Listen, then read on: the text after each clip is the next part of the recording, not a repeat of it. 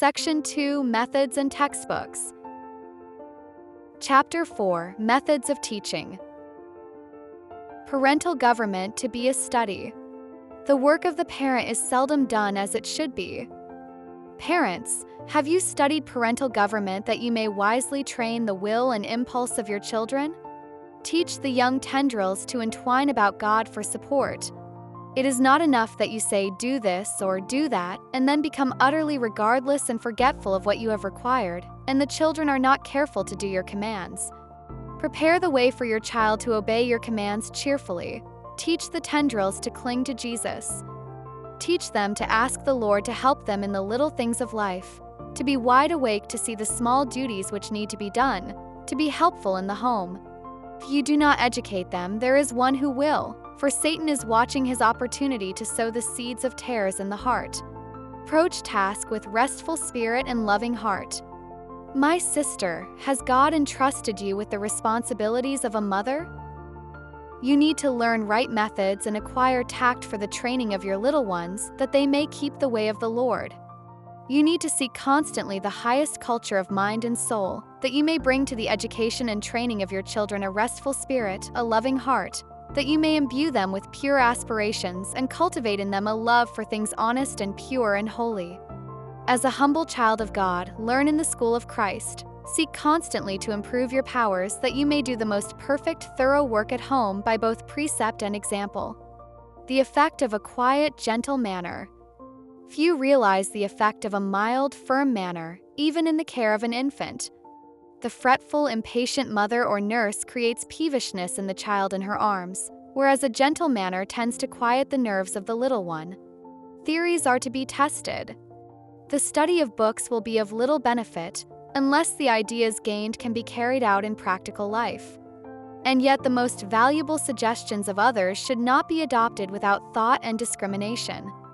They may not be equally adapted to the circumstances of every mother, or to the peculiar disposition or temperament of each child in the family.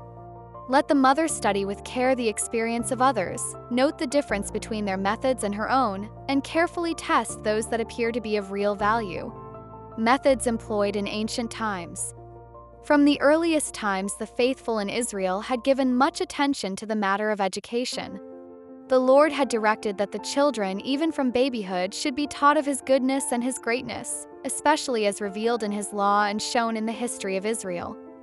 Through song and prayer and lessons from the Scriptures adapted to the opening mind, fathers and mothers were to instruct their children that the law of God is an expression of His character, and that as they received the principles of the law into the heart, the image of God was traced on mind and soul. In both the school and the home, much of the teaching was oral, but the youth also learned to read the Hebrew writings, and the parchment rolls of the Old Testament scriptures were open to their study. Teach with kindliness and affection. It is the special work of fathers and mothers to teach their children with kindliness and affection. They are to show that as parents they are the ones to hold the lines, to govern, and not to be governed by their children. They are to teach that obedience is required of them. The restless spirit naturally inclines to mischief. The active mind, if left unoccupied with better things, will give heed to that which Satan may suggest. Children need to be instructed, to be guided in safe paths, to be kept from vice, to be won by kindness, and be confirmed in well-doing. Fathers and mothers, you have a solemn work to do. The eternal salvation of your children depends upon your course of action. How will you successfully educate your children? Not by scolding, for it will do no good. Talk to your children as if you had confidence in their intelligence. Deal with them kindly, tenderly, lovingly. Tell them what God would have them do. Tell them that God would have them educated and trained to be laborers together with Him. When you act your part, you can trust the Lord to act His part. Take time to reason. Every mother should take time to reason with her children, to correct their errors and patiently teach them the right way. Vary the manner of instruction. The greatest care should be taken in the education of youth, to vary the manner of instruction so as to call forth the high and noble powers of the mind. There are very few who realize the most essential wants of the mind and how to direct the developing intellect, the growing thoughts and feelings of youth. Teach the first lessons in the out-of-doors. Mothers, let the little ones play in the open air. Let them listen to the songs of the birds and learn the love of God as expressed in His beautiful works. Teach them simple lessons from the book of nature and the things about them, and as their minds expand, lessons from books may be added and firmly fixed in their memory. Cultivation of the soil is good work for children and youth. Brings them into direct contact with nature and nature's God. And that they may have this advantage, there should be, as far as possible in connection with our schools, large flower gardens and extensive lands for cultivation. An education amid such surroundings is in accordance with the directions which God has given for the instruction of youth. To the nervous child or youth who finds lessons from books exhausting and hard to remember, it will be especially valuable. There is health and happiness for him in the study of nature, and the impressions made will not fade out of his mind, for they will be associated with objects that are continually before his eyes. Make lessons short and interesting. When parents thoroughly act their part, giving them line upon line and precept upon precept, making their lessons short and interesting, and teaching them not only by precept but by example, the Lord will work with their efforts and make them efficient teachers. Say it simply, say it often. Those who instruct children should avoid tedious remarks. Short remarks and to the point will have a happy influence. Much is to be said, make up for briefness by frequency. A few words of interest now and then will be more beneficial than to have it all at once. Long speeches burden the small minds of children. Too much talk will lead them to loathe even spiritual instruction, just as overeating burdens the stomach and lessens the appetite, leading even to a loathing of food. The minds of the people may be glutted with too much speechifying. Encourage independent thinking. While the children and youth gain a knowledge of facts from teachers and textbooks, let them learn to draw lessons and discern truth for themselves. In their gardening, question them as to what they learn from the care of their plants. As they look on a beautiful landscape, ask them why God clothed the fields and woods with such lovely and varied hues. Why was not all colored a somber brown? When they gather the flowers, lead them to think why He spared us the beauty of these wanderers from Eden. Teach them to notice the evidences everywhere manifest in nature of God's thought for us, the wonderful adaptation of all things to our need and happiness. Direct childhood activity. Parents need not feel that it is necessary to repress the activity of their children, but they are to understand that it is essential to guide and train them in right and proper directions. These active impulses are like the vines that, if untrained, will run over every stump and brush and fasten their tendrils upon low supports. If the vines are not trained about some proper support, they waste their energies to no purpose. So it is with children. Their activities must be trained in the right direction. Give their hands and minds something to do that will advance them in physical and mental attainments. Teach helpfulness at an early age. Very early, the lesson of helpfulness should be taught the child. As soon as strength and reasoning power are sufficiently developed, he should be given duties to perform in the home. He should be encouraged in trying to help father and mother, encouraged to deny and to control himself, to put others' happiness and convenience before his own, to watch for opportunities to cheer and assist brothers and sisters and playmates, and to show kindness to the aged, the sick, and the unfortunate. The more fully the spirit of true ministry pervades the home, the more fully it will be developed in the lives of the children. They will learn to find joy in service and sacrifice for the good of others. Parents, help your children to do the will of God by being faithful in the performance of the duties which really belong to them as members of the family. This will give them a most valuable experience. It will teach them that they are not to center their thoughts upon themselves, to do their own pleasure, or to amuse themselves. Patiently educate them to act their part in the family circle. Fashion character by little attentions, often repeated.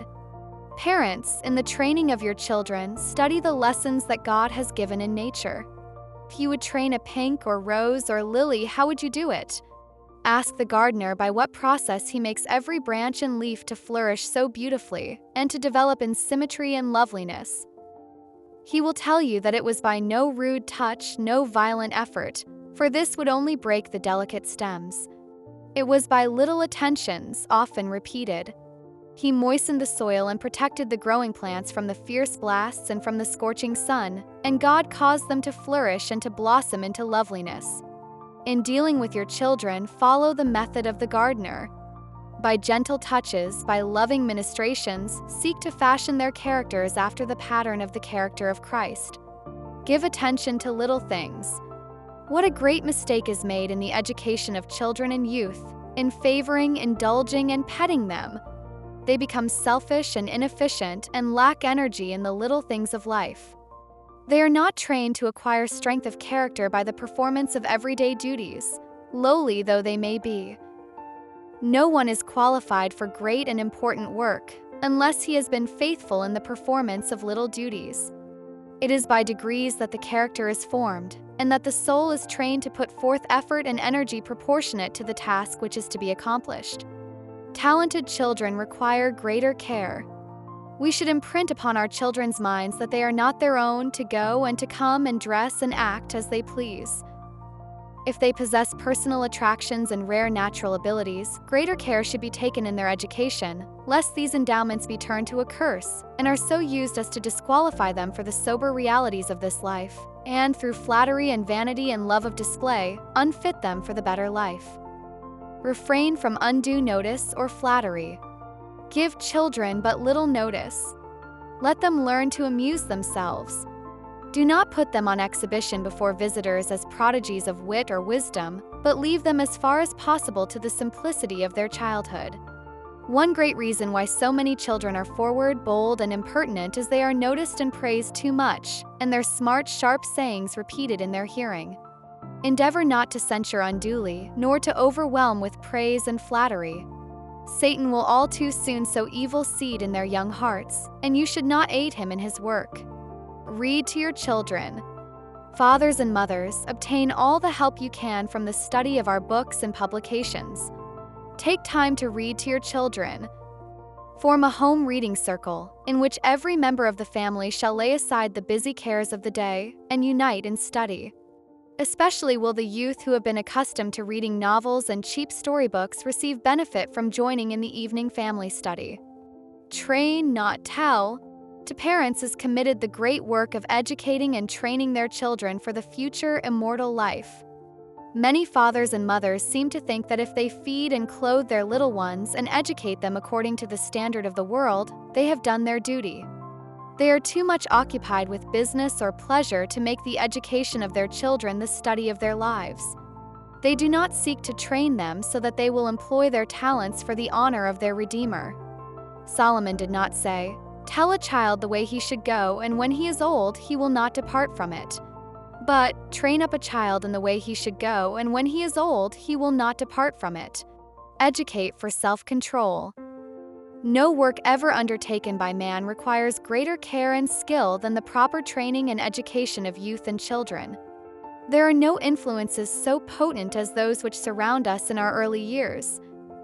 The nature of man is threefold, and the training enjoined by Solomon comprehends the right development of the physical, intellectual, and moral powers. To perform this work aright, parents and teachers must themselves understand the way the child should go. This embraces more than a knowledge of books or the learning of the schools. Comprehends the practice of temperance, brotherly kindness, and godliness, the discharge of our duty to ourselves, to our neighbors, and to God. The training of children must be conducted on a different principle from that which governs the training of irrational animals. The brute has only to be accustomed to submit to its master, but the child must be taught to control himself. The will must be trained to obey the dictates of reason and conscience. A child may be so disciplined as to have, like the beast, no will of its own, his individuality being lost in that of his teacher. Such training is unwise and its effect disastrous. Children thus educated will be deficient in firmness and decision. They are not taught to act from principle. The reasoning powers are not strengthened by exercise. So far as possible, every child should be trained to self-reliance. By calling into exercise the various faculties, he will learn where he is strongest and in what he is deficient. A wise instructor will give special attention to the development of the weaker traits, that the child may form a well-balanced, harmonious character.